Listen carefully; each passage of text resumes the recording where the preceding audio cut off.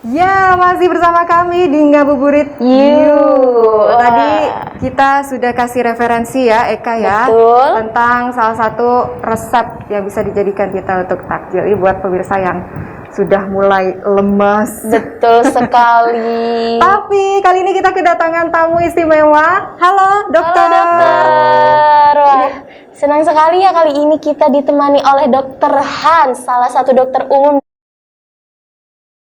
Dokter, dari tadi kita ngomong-ngomong soal manfaat ini, manfaat itu berdasarkan artikel aja nih. Iya. Sekarang kita pengen lebih tahu langsung dari yang berkompeten ya. Kita ngomongin puasa yuk dokter yuk. Iya. Tadi banyak pemirsa yang sudah mulai lemas ya di jam-jam kritis ini ya. Betul sekali. Kita kasih referensi buat buka. Sebenarnya tapi kita juga pernah dengar dokter ada kabar baik di balik perjuangan puasa kita ya, walaupun udah lemes-lemesan gitu, tapi kan ada kabar baik di balik itu, ternyata puasa bisa meningkatkan imunitas. Bener nggak dokter? Iya, jadi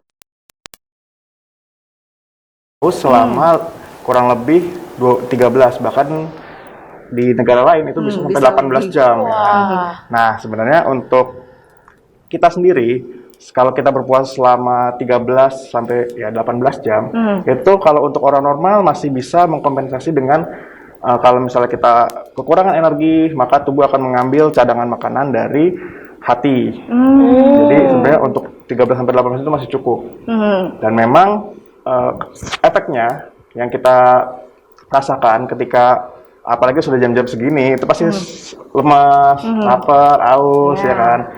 Nah, dan orang-orang mulai berpikir bahwa loh, ini kalau misalnya lemas-lemas gini jangan-jangan saya gampang kena penyakit nih. Betul. Atau saya lagi saya ada penyakit mah nih, atau saya ada penyakit apa nih, jangan-jangan penyakitnya makin parah. Nah, lalu dilakukanlah penelitian mengenai hal ini di mana kalau misalnya lagi puasa nih ada efeknya nggak sih ke kesehatan kita gitu kan, ke imunitas. Nah, setelah diteliti ternyata tidak berpengaruh banyak, bahkan tidak ada yang tidak menurunkan imunitas kita, justru malah meningkatkan imunitas, bahkan bisa meringankan gejala-gejala kita. Oke. Gitu. Jadi nggak ada modus-modus lagi ya. Aku nggak mau puasa karena punya mah, Iya. karena gampang sakit gitu ya. Betul. Nggak boleh modus lagi kayak gitu. Sebenarnya alasan ilmiahnya apa dokter? Ya, jadi setelah diteliti, contohnya penyakit apa nih? Misalnya yang gampang terkena flu deh. Yang terkena flu. Nah, flu itu kan berarti dilihat dari sel-sel yang mempengaruhi terjadinya radang itu sendiri. Sedangkan ketika kita berpuasa, kita kan kurang energi yang digunakan untuk tubuh kita tuh mengirimkan sel-sel radang. Nah, ketika kita berpuasa, sel-sel radang itu tuh lebih lama datangnya dibanding kalau misalnya orang-orang sehat. Kalau orang sehat ada yang datang langsung diserang. Dan kadang-kadang itu kebanyakan sehingga yang kita rasakan tuh sakit, demam gitu. Sedangkan kalau misalnya kita berpuasa, maka saya tuh lebih sedikit, gitu ya, jadi gejalanya tuh lebih ringan. Seperti itu. Wah, ternyata dari puasa itu bisa memperlambat kayak virus-virus yang datang, Iya. penyakit-penyakit gitu ya dok. Responnya lebih lambat. Iya. Nah selain itu dok, apa saja sih manfaat puasa bagi tubuh kita ini? Selain meningkatkan imunitas. Betul, selain meningkatkan imunitas, kita balik lagi ke definisi puasa yang tadi. Kalau kita tuh tidak makan selama kurang lebih 13 sampai 18 jam. Nah, di mana ketika kita tidak makan itu, maka tubuh akan mengambil energi dari yang tadi dari hati, ya kan. Nah, itu membuat produksi lemak akan berkurang. Ya kan. Nah, sehingga diharapkan berat badan tuh bisa turun atau stabil, tidak meningkat. Kabar gembira buat besti-besti ya, sedang menjalankan pola hidup sehat ya. Betul sekali. Jadi dengan cara puasa ini juga bisa menurunkan berat badan. Apalagi kalau dibarengi defisit kalori ya dok ya, Betul. akan lebih sukses lagi nih dietnya nih. Betul. Selain itu dengan menurunkan berat badan, kita juga bisa menurunkan resiko-resiko penyakit seperti penyakit jantung, penyakit gula. Karena kan penyakit jantung itu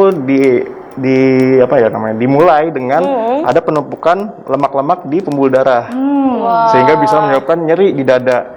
Nah, karena kita lemaknya itu dipakai lebih banyak, maka resiko terkena penyakit jantung itu semakin rendah.